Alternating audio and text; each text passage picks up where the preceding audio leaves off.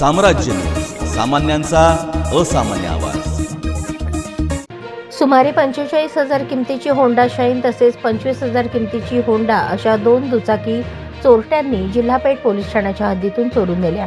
या प्रकरणी वाहनधारकांच्या तक्रारीनुसार गुन्हे दाखल करण्यात आले आहेत। नयन भीमराव संदानशिव वय 25, मूळ राहणार भीमनगर अकोला, शासकीय महाविद्यालय रुग्णालय जळगाव, हे प्रशिक्षणार्थी डॉक्टर आहेत। त्यांच्या मालकीची 25,000 रुपये किमतीची होंडा दुचाकी क्रमांक MH30BE 0035 ही 20 मार्च रोजी रात्री 8 वाजता शासकीय वैद्यकीय महाविद्यालयात सिव्हिल सर्जन यांच्या ऑफिस समोर पार्क केली होती।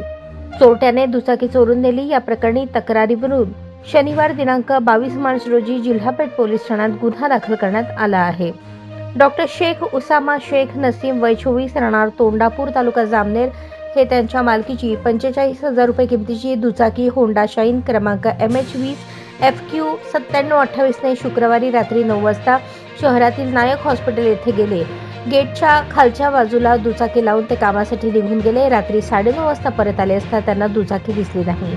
परिसरात शोध घेतला असता तपास लागला नाही। या प्रकरणी तक्रारीनुसार शनिवार 22 मार्च रोजी जिल्हापेठ पोलीस ठाण्यात गुन्हा दाखल करण्यात आला आहे। पुढील तपास पोलीस नाईक संतोष सोनवणे करत आहेत।